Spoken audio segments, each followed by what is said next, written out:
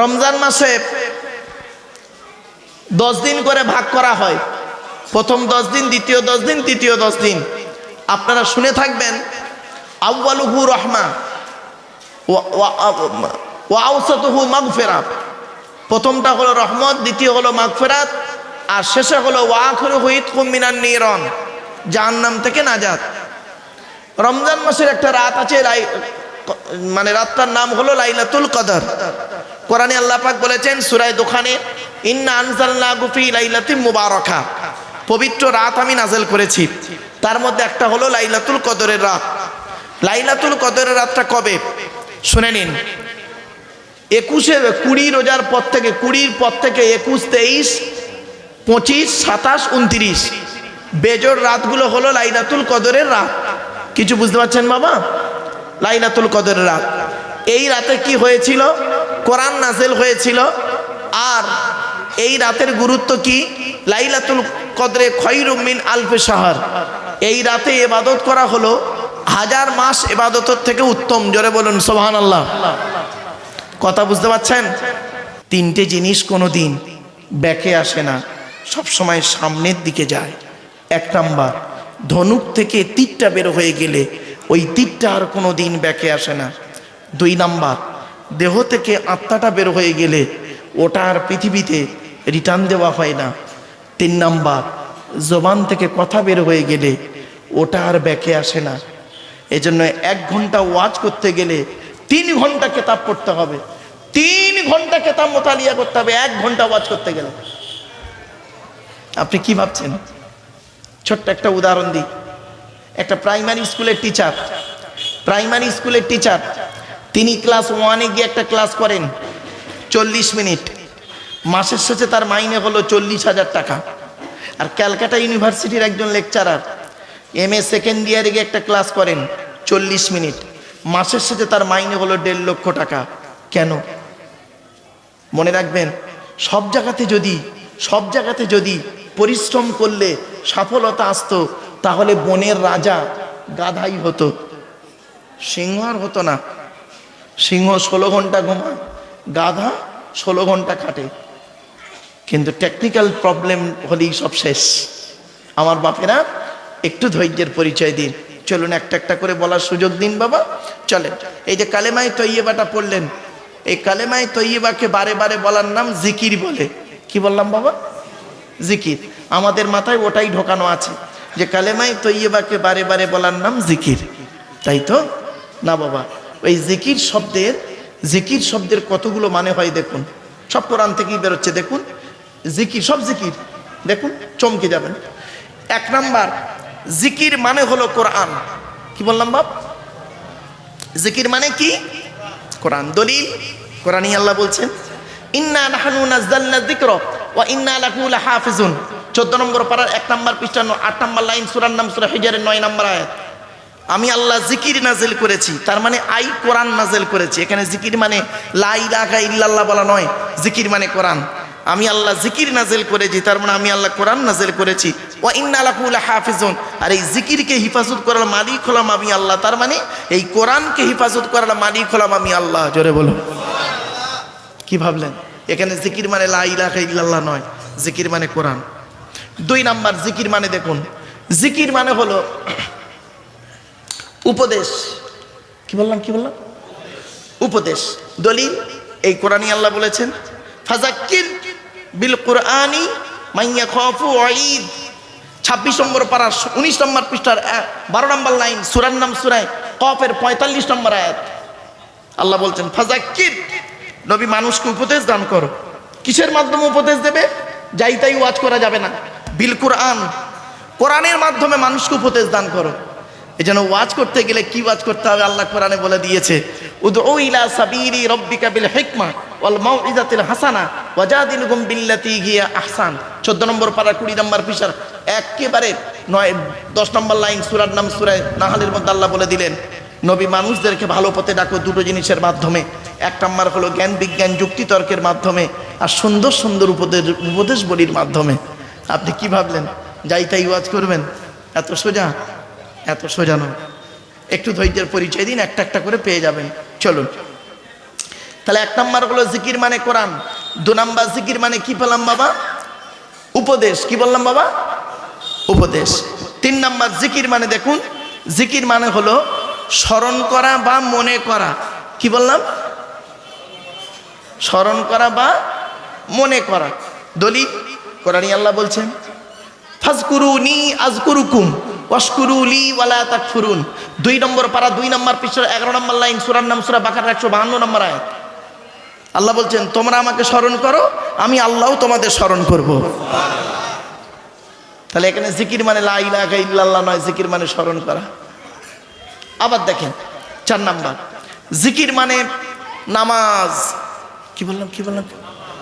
জিকির মানে নামাজ। দলিল কোরআনে আল্লাহ বলেছেন ইয়া আইয়ুহাল্লাযীনা আমানু ইযা নুদিয়া লিস-সালাতি মিন ইয়াউমিল জুমুআতি ফাসআউ ইলা যিকরিল্লাহি ওয়া যারুল বাই'a যালিকুম খায়রুল লাকুম ইন কুনতুম তা'লামুন।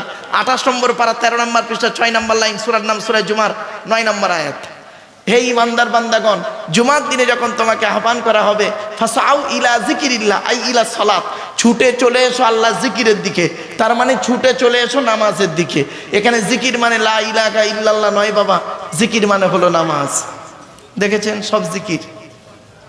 এই জন্য আপনাদের বলি গো বাবা, খুব বড় কষ্ট হয়, খুব বড় কষ্ট হয়। কখন জানেন? একজন আলেম একটা শব্দের একটা মানে জানে, আর আরেকটা আলেম একটা শব্দের 10টা মানে জানে। জ্ঞানী কোনটা? যে 10টা জানে। কিন্তু দুঃখের বিষয় বর্তমানে কি হয় জানেন? যে একটা মানে জানে সে ফতোয়া দিচ্ছে যে 10টা মানে জাননেওয়ালাকে। ও কিছু জানে না, মূর্খ, ও কাফের, বেঈমান, মুশরিক। আসলে জ্ঞানটা কিরকম জানেন? ওই যে একটা মানে জেনে ওই 10টা জাননেওয়ালা মানে জাননেওয়ালার উপরে উল্টো পাল্টা বলে, ওর জ্ঞানটা হলো কিতমিরের মতো। কি বললাম? কিতমির। কি বললাম বাবা? বলুন উচ্চারণ করুন, কোরআনের আয়াত শুনে নিন। সেদিন আমি পড়াতে ছেলেদেরকে বলছিলাম, আমি বললাম জ্ঞানটা হলো কিতমিরের মতো। তা বলছে স্যার কিতমিরের মতো জ্ঞান মানে? কিতমির তো একটা কুকুরের নাম। ওরে শোনেন, আপনারা জানেন না, ভালো করে শুনে নিন। এই কোরআনে কিতমির শব্দটা আছে এক জায়গায় সূরা সাবার মধ্যে, এই ফাতিরের মধ্যে আছে কিতমির। মা ইয়ামলিকুনা মিন কিতমির। কিতমির শব্দের অর্থটা জানেন? আসহাবে কাহফের সঙ্গে একটা কুকুর ছিল, সেই কুকুরটার নাম হলো কিতমির। কিন্তু কিতমির শব্দের অর্থটা কি শুনলে চমকে যাবেন। আজকে খুব ভালো আলেম, খুব বিজ্ঞ আলেমকে, খুব বিজ্ঞ আলেম, সব ভাষাটা নিশ্চয়ই বুঝতে পারছেন কথাটা আমার। এই কিতমির শব্দের অর্থটা কি জানেন? এই রোজার সময় খেজুর খান না? বলুন না। খেজুরটা যখন চেলা করেন, করার পরে খেজুরের আঁটি থাকে না,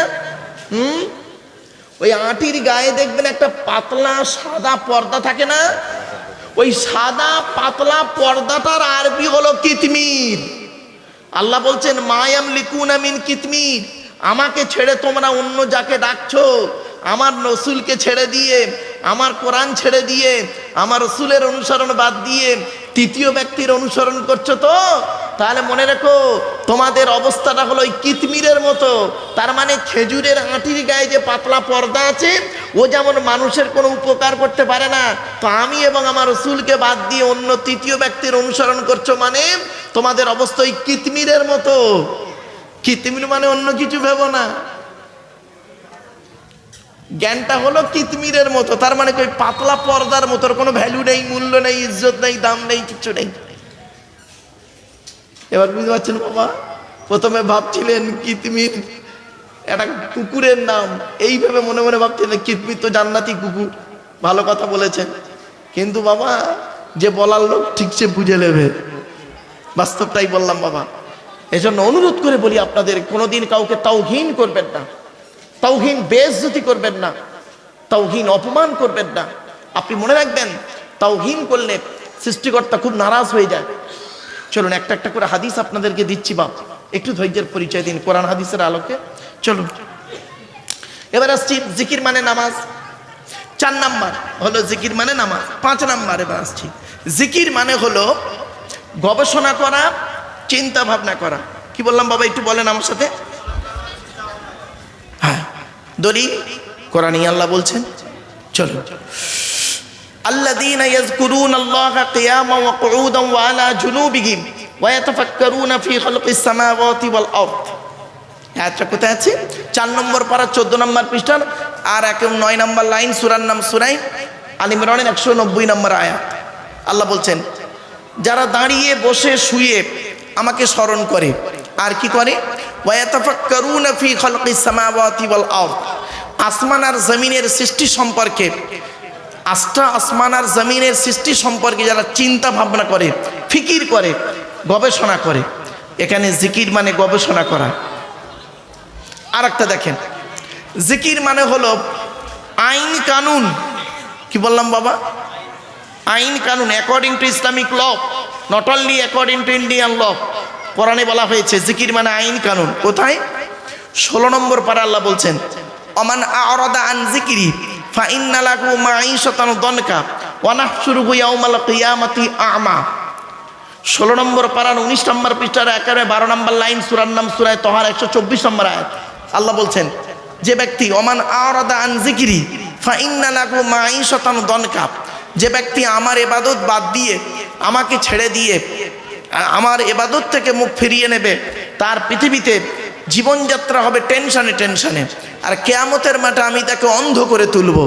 সে কিয়ামতের মাঠে অন্ধ অবস্থায় উঠে কি বলবে? ক্বালা রব্বি লিমা হাসারতানি আমা, ওগো আল্লাহ আপনি আমাকে অন্ধ করে তুলেছেন কেন? ওয়াকাদ কুনতু বাসীরা, আমি তো দুনিয়াতে দেখতে পেতাম। আল্লাহ বলবেন, ক্বালা কাযালিকা আতাতকা আয়াতুনা ফানাসিতাহা ওয়া কাযালিকাল ইয়াওমা তুনসা, পৃথিবীতে যখন আমার কোরআন তোমার কাছে পৌঁছেছিল তখন তুমি ভুলে গিয়েছিলে, ওই রকম আমি আল্লাহ আজকে তোমাকে ভুলে গিয়েছি। এজন্য আমার বাপেরা, ওয়াজটাকে ওয়াজের মতো করে করতে দিন, ওয়াজটাকে ওয়াজের মতো করে শুনুন। রসুল্লাহ যেভাবে ওয়াজ করতেন সেইভাবে ওয়াজ শোনার চেষ্টা করুন। সাহাবীরা যেভাবে শুনতেন, রসুল্লাহ যেভাবে ওয়াজ করতেন, সেইভাবে যদি কোনো বক্তা আমরা আলোচনা করি তাহলে দেখবেন কোনো ঝামেলাই হবে না, মারামারি হবে না। চ্যালেঞ্জ দিয়ে গেলাম আমি আপনাদেরকে। আল্লাহ পাক কোরআনে বলেছেন, কুল্লু হিজবিম বিমা লাদাইহিম ফারিহুন। এই আয়াতটা কোরআনের, টোটাল কোরআনের 2 জায়গায় আছে, 18 পারার 4 পৃষ্ঠায় আর 21 পারায় সূরা রুম। কুল্লু হিজবিম বিমা লাদাইহিম ফারিহুন, প্রত্যেকটা দল তার মতের উপরে খুশি, প্রত্যেক দল তার মতের উপরে খুশি। তো কোন দল জান্নাতে যাবে সে চলুন। সাহাবীরা, আল্লাহ রসুল বললেন, বনি ইসরাইলের 72টা দল ছিল আর আমার উম্মতের হবে 73টা দল, তার মধ্যে 72টা হবে জাহান্নামী, একটা হবে জান্নাতি। সাহাবীরা প্রশ্ন করলেন, সেটা কোন দল? নবী বললেন, মা আনা ওয়া আসহাবি, যে দলে আমি থাকবো আমার সাহাবীরা থাকবে। তো আমার বাপেরা, আল্লাহর আপনি যে কাজটা করছেন সেটা আল্লাহ রসুল সাহাবীদের থেকে একটু রেওয়ায়েত আছে কিনা বা ইজমা কিয়াসের মাধ্যমে সেটা আসছে কিনা সেটা একটু দেখুন। আমাদের সব থেকে বড় ভুল কি জানেন? খারাপ সেন্স নেবেন না, কারণ আমার ওয়াজের আমার কিছু ব্যক্তি আছেন তারা হয়তো না বুঝে আমার ধারণা পুরো পাল্টে দেয়। আমার বিশ্বাস ছিল ওই ব্যক্তিটি খুব বিজ্ঞ মানুষ, কিন্তু তিনি আমার বক্তব্যটা এখানে এমনভাবে বিকৃতি করে দিলেন, তখন বুঝলাম যে আমার ধারণাটা ভুল ছিল। আমরা কি করি জানেন? আমরা করি কি, ব্যক্তিকে দিয়ে কোরআন হাদিস যাচাই করি। কোন ব্যক্তিকে দিয়ে কোরআন হাদিস যাচাই করি, কিন্তু উচিত হলো কোরআন হাদিস দিয়ে ওই ব্যক্তিটাকে যাচাই করা, ঠিক কিনা? আমার মাথার টুপিটা কি আমি এই টুপি পরেছি বলি যে আপনি এই টুপি পরবেন এটা নয়। আমি যে টুপিটা পরেছি এটা কোরআন এবং সুন্নাহ, কোরআন হাদিসের ইজমা কিয়াসের পক্ষে না বিপক্ষে দেখুন। আপনি সেইটা দেখলেন না, সেইটা না দেখে কি করলেন? উনি পড়েছেন তো আমি পড়েছি, উনি যদি জাহান্নামী হয় আমিও জাহান্নামী। আরে বোকা, উনি যদি জান্নাতি হয় আমি জান্নাতি, আর উনি জান্নাতে যাবেন সেটা তুই ভাবলি কি করে? কিছু বুঝতে পারছেন কথাটা? আল্লাহ তো সহজ বলে দিয়েছেন, কোরআন দিয়েছি, হাদিস দিয়েছি, আর কোরআন হাদিস থেকে যেটা পাবিনি ইজমা কিয়াস থেকে সেটা মিটে যাবে। ইজমা কিয়াসটা বাইরের কোনো অংশ নয়, কোরআনে হাদিসের একটা পার্ট, দুটো পার্ট, একটা ইজমা একটা কিয়াস। এই তো আমরা কি করলাম, এই নিয়ে ঝগড়া মারামারি করতে করতে, একে অপরকে গালি গালাজ করতে করতে করতে করতে এ ওকে বলে কাফের, ও ওকে বলছে কাফের। আমার বাপেরা অনুরোধ করে বলে যাচ্ছি, আপনি যাকে কাফের বলছেন সত্যিকারে যদি সে কাফের না হয়, বলনেওয়ালা নিজে কাফের। কোথায় আছেন আপনি? কি ভাবছেন? যাকে তাকে যাইতেই বলে দেবেন? চলুন কোরআনে আয়াতগুলো দিচ্ছি একটা একটা করে, চলুন। তো আসছি এবার হাদিস থেকে আসি। আফজালুল ইবাদাত, সব থেকে উত্তম ইবাদত হলো কি? সালাত। আফজালুত তেলাবাত, সব থেকে উত্তম তেলাবাত হলো আবৃত্তি হলো তেলাবাতুল কোরআন। আফজালুল জিকির, সব থেকে উত্তম কথাবার্তা হলো কি? কালেমাই তৈয়বা, লা ইলাহা ইল্লাল্লাহু মুহাম্মাদুর রাসূলুল্লাহ সাল্লাল্লাহু আলাইহি ওয়াসাল্লাম। একবার উচ্চ আওয়াজে দরুদ শরীফ, আল্লাহুম্মা।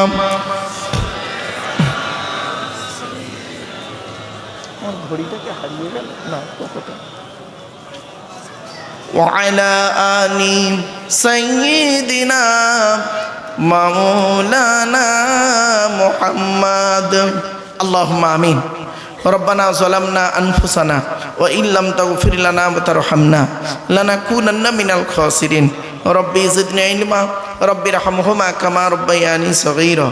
রব্বুল আলামিন, পবিত্র রমজান মাসে আল্লাহ ইশার নামাজের পরে, তারাবির পরে গুটিগত মানুষকে নিয়ে বসেছি আল্লাহ কোরআন হাদিস ইজমা কিয়াসের কিছু আলোচনা শোনার, বোঝার, বলার, আমল করার উদ্দেশ্য নিয়ে। আল্লাহ, আমার নিজস্ব কোনো ক্ষমতা নাই। সুবহানাকা লা ইলমা লানা ইল্লা মা আল্লামতানা ইন্নাকা আনতাল আলিমুল হাকিম। আল্লাহ, যা কিছু বলাবেন, শোনাবেন, পড়াবেন, আল্লাহ বক্তা শ্রোতাকে আমল করার তৌফিক দেবেন। আল্লাহ, কোরআন হাদিস ইজমা কিয়াস মোতাবেক সঠিক কথাগুলি আমার মুখ থেকে বলিয়ে নেবেন, বক্তা শ্রোতাকে আমল করার তৌফিক দেবেন। রব্বি ইশরাহ লি সাদরি ওয়া ইয়াসসির লি আমরি ওয়াহলুল উকদাতাম মিন লিসানি ইয়াফকাহু কওলি। আল্লাহুম্মা ইন্না নাসআলুকা ইলমান নাফিয়া ওয়া আমালাম মুতাকাব্বালা ওয়া রিজকান হাসানা ওয়া হালালান তাইয়্যিবা। আল্লাহুম্মা ইহফাজনা মিন কুল্লি বালাইদ দুনিয়া ওয়া আযাবিল আখিরাহ। আল্লাহুম্মা ওয়াফিকনা আলা তুহিব্বুল আমালিল্লাতী তারদাহা ووفقنا على اتباع حبيبك سيد المرسلين ووفقنا على صيام شهر رمضان المبارك وصلاة التراويح مع تلاوة القرآن. ربنا تقبل منا صلاتنا ودعاءنا وتلاوتنا وصيامنا ونصيحتنا كلها بوسيلة حبيبك سيد المرسلين. আল্লাহ, এই জলসায় সভাপতি, সেক্রেটারি, কেশিয়ার কমিটি, বক্তা, শ্রোতা, মাদ্রাসার শিক্ষকগণ, শিক্ষার্থী, শিক্ষা দরদি সকলকে আল্লাহ আপনি কবুল করে নিন। যারা দান করেছেন, করছেন, করবেন, সকলকে কবুল করে নিন। সুবহানা রাব্বিকা রাব্বিল ইজ্জাতি আম্মা ইয়াসিফুন ওয়া সালামুন আলাল মুরসালিন ওয়ালহামদুলিল্লাহি রাব্বিল আলামিন। ওয়াজআল আখিরা কালামিনা ইনদাল মাউতি লা ইলাহা ইল্লাল্লাহু মুহাম্মাদুর রাসূলুল্লাহ সাল্লাল্লাহু আলাইহি ওয়াসাল্লাম। Sadr Jalsa, in the name of Allah, the most merciful, most beneficent, peace be to Allah, Lord of the world, স্বনামধন্য, সুনির্বাচিত, মহামান্য আজকের মাহফিলের সভাপতি সাহেব, আমন্ত্রিত উলামা হযরত, দিন দরদি, ইসলাম দরদি, মুমিন মুত্তাকি মুসলমান, সালেহ নেককার আল্লাহওয়ালা বাবাজিরা, আমার যুবক ভাইরা, স্নেহের কচি কচি বাচ্চারা, পর্দার অন্তরালে পর্দার নসীনা ধার্মিকা, স্নেহময়ী মমতাময়ী আমার মা ও বোনেরা, তারও সাথে জানাই আমার আওয়াজ শ্রবণকারী মুসলিম অমুসলিম সমস্ত জাতির মানুষেরা, মহান আল্লাহ পাকের দরবারে শুকরিয়া আদায় করি যে রব্বুল আলামিন আমাকে আপনাকে বসিয়েছেন রমজান মাসের এক রজনীতে কিছুক্ষণ কোরআন হাদিস ইজমা কিয়াসের কিছু কথা শোনার, বোঝার, বলার, আমল করার উদ্দেশ্য নিয়ে যিনি আমাদেরকে এই জায়গায় বসিয়েছেন সেই পরওয়ারদিগার বেনিয়াজির দরবারে প্রাণ খুলে ভক্তি ভরে উচ্চ আওয়াজে একবার শুকরিয়া আদায় করি। বলুন আলহামদুলিল্লাহ। একটু আমার সাথে সাথে বলুন সুবহানাল্লাহি ওয়া বিহামদিহি সুবহানাল্লাহিল আযীম। এটি হলো বুখারী শরীফের শেষ হাদিস। আর বুখারী শরীফের প্রথম হাদিস হলো ইন্নামাল আমালু বিন্নিয়াত। এর বাংলা অর্থ হচ্ছে প্রত্যেকটা কাজ তার নিয়তের উপরে নির্ভর করে। তাই এতগুলো জ্ঞানী গুণী বুদ্ধিজীবী মানুষ আপনারা এসেছেন, আপনাদের অন্তরে একটা নিয়ত বা উদ্দেশ্য আছে। আমি অতম আব্দুল্লাহ জিল মারুফ, তেমন ইলিম নেই, তেমন জ্ঞান নেই, আল্লাহ পাক আমাকে এখানে আনিয়েছেন, আমার অন্তরে একটা নিয়ত বা উদ্দেশ্য আছে। আমার নিয়তটা আপনারা কেউ জানেন না, আপনাদের নিয়তটা আমিও জানি না। সুতরাং উভয়ের নিয়ত যিনি জানেন তিনি কে? ইন্নাল্লাহা আলিমুম বিদাতিস সুদূর, নিশ্চয়ই আল্লাহ রাব্বুল আলামিন বান্দার অন্তরের খবর সবই রাখেন। তাই আজকের এখানে যা কিছু আলোচনা হবে আপনাদের মাঝে আমার মাঝে, আজকের আলোচনার সাক্ষী থাকবে কে? আল্লাহ। আল্লাহু শাহীদুম বাইনি ওয়া বাইনাকুম, আপনাদের মাঝে আমার মাঝে আজকের আলোচনার সাক্ষী রাখলাম সৃষ্টিকর্তা আল্লাহ পাককে। এবার আসছি আলোচনার বিষয়বস্তু সম্পর্কে। কিসের উপরে আজকের আলোচনা করব? আজ আমি আপনাদের কাছে আলোচনা রাখবো ইনশাল্লাহ 5টা বিষয়ের উপরে আলোচনা। কটা 5টা বিষয়ের উপরে আলোচনা। আর এই 5টা বিষয়ের উপরে আলোচনা রাখবো 4টে শব্দকে কেন্দ্র করে। কটা শব্দ? 4টে শব্দ। 5টা বিষয় আর 4টে শব্দ। আগে শব্দগুলো শুনে নিন, তারপরে বিষয়টা বলছি। শব্দগুলো কি? 1 নাম্বার প্রিয়জন, প্রয়োজন। কি বললাম? খুব মারাত্মক শব্দ বললাম। প্রিয়জন আর প্রয়োজন। আপনি কি আল্লাহর প্রিয়জন না আল্লাহর প্রয়োজন? এখানে বসে ভাবুন। যদি আপনার মনে হয় আমি আল্লাহর প্রয়োজন, তাহলে আপনি আল্লাহর নেক বান্দা হতে পারবেন না। আর যদি আল্লাহর প্রিয়জন হন, আল্লাহওয়ালা মানুষ হবেন, খাঁটি মোমেন হবেন। জোরে বলুন। এমন একটা শব্দ আজকে বললাম, এই শব্দটা আপনি আপনার স্ত্রীকে গিয়েও বলতে পারবেন, আমি তোমার প্রিয়জন না প্রয়োজন। মারাত্মক শব্দ। এই শব্দটা যেখানে খুশি লাগাতে পারবেন, প্রিয়জন, প্রয়োজন। 2 নাম্বার শব্দ আবেগ আর বিবেক। কি বললাম? ইসলাম আবেগের ধর্ম নয়, ইসলাম হলো বিবেকের ধর্ম। আবেগের স্থান ইসলামে নেই। একটা ছোট্ট উদাহরণ দিচ্ছি। আবেগ কোথায় নিয়ে যায় মানুষকে দেখুন। আবেগ কোথায় নিয়ে যায় মানুষকে দেখুন। ইহুদিদের হেদায়েতের জন্য আল্লাহ একটা কিতাব পাঠিয়েছিলেন, তাওরাত। মুসা নবীর পরেই তাওরাতের যিনি হাফেজ ছিলেন তার নাম হলো হযরতে উজাইর আলাইহিস সালাতু ওয়াস সালাম। উজাইর নবী। কোন নবী? উজাইর নবী।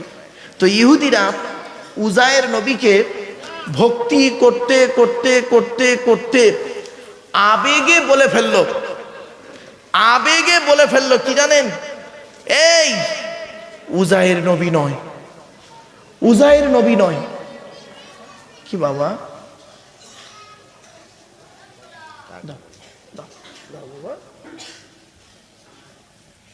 শুনে নিন। উজাইর নবীকে ইহুদিরা ভক্তি করতে করতে আবেগে বলে ফেললো কি? এই উজাইর নবী নয়, তবে কি? উজাইর আল্লাহর বেটা। নাউজুবিল্লাহ বলে হলো। ভক্তি কোথায় নিয়ে গেল দেখলেন? আবেগ কোথায় নিয়ে গেল? আবার দেখেন খ্রিস্টানরা, নাসারারা ঈসা নবীকে ভক্তি করতে করতে করতে করতে আবেগে কোথায় নিয়ে গেল দেখবেন। কোরআনে আছে সালিসুন সালাসা, 3 দলে বিভক্ত হলো। এক দল বলল এই ঈসা নবী নয়, ঈসাকে কেউ নবী বলবে না, তবে কে? ঈসা নিজেই আল্লাহ। নাউজুবিল্লাহ বলুন। আর এক দল বলল হাট হাট আল্লাহ হবে, তা এত দেরিতে এলো কেন? আল্লাহ না, তা কি বলছিস তুই? ঈসা আল্লাহর বেটা। নাউজুবিল্লাহ বলুন। কটা দল হলো? 2টো দল। আর এক দল বলল এই ঈসা আল্লাহও নয়, আল্লাহর বেটাও নয়, তবে কে? আল্লাহর নবী এবং আল্লাহর বান্দা। এরাই হলো অরিজিনাল ঈসাই। এদের ছেলে মেয়েদের সঙ্গে আমাদের ছেলে মেয়েদের বিবাহ দেওয়া জায়েজ। এরা যদি কোনো কিছু কুরবানি করে দেয়, জবে করে দেয়, আমাদের খাওয়া জায়েজ। এই বিশ্বাসে ছিল মোটা ঈসা নবীর জামানায় মাত্র 12 জন লোক। এই 12টা মনে রাখবেন। হ্যাঁ, 12 জন লোক ছিল এই বিশ্বাসে। এখন কোরআনে আয়াতটা দিয়ে দিই, তাহলে বুঝতে সুবিধা হবে। ওয়াকালাতিল ইয়াহুদু উযাইরু ইবনুল্লাহ ওয়াকালাতিন নাসারাল মাসীহু ইবনুল্লাহ। এই আয়াত তখন নাজিল হলো। কখন নাজিল হলো? আল্লাহর নবী যখন বললেন তোমরা আমাকে ওই রকম ভক্তি করো না যেমন আগেকার যুগের নবীদের উম্মতেরা তারা তাদের নবীকে ভক্তি করতে গিয়ে জাহান্নামী হয়েছে। তখন সাহাবীদের মধ্যে একজন সাহাবী বললেন, ইয়া রাসূলুল্লাহ, নবীকে ভক্তি করতে গিয়ে আবার জাহান্নামী হয়? বলছে হ্যাঁ। তখনই আল্লাহ পাক এই আয়াতটা নাজিল করলেন সূরা তাওবা 10 নম্বর পারার 10 নম্বর পৃষ্ঠার 9 নম্বর লাইন, সূরার নাম সূরা তাওবা 30 নম্বর আয়াত। আল্লাহ বললেন ওয়াকালাতিল ইয়াহুদু উযাইরু ইবনুল্লাহ ওয়াকালাতিন নাসারাল মাসীহু ইবনুল্লাহ। ক্লিয়ার? তাহলে আবেগ আর বিবেক, এইজন্য আবেগ নিয়ে চলবেন না বাপ আমার, বিবেক নিয়ে চলুন। ইসলামে আবেগের কোনো জায়গা নেই, এটা মাথায় রাখুন। আবেগে এমন কিছু করবেন না, আপনি হালালকে হারাম বলে ফেলবেন না, আবার হারামটাকেও হালাল করার চেষ্টা করবেন না। আবেগ এমন জিনিস। তাহলে দুটো শব্দ বললাম, 1 নম্বর কি বললাম ভুলে গেছেন?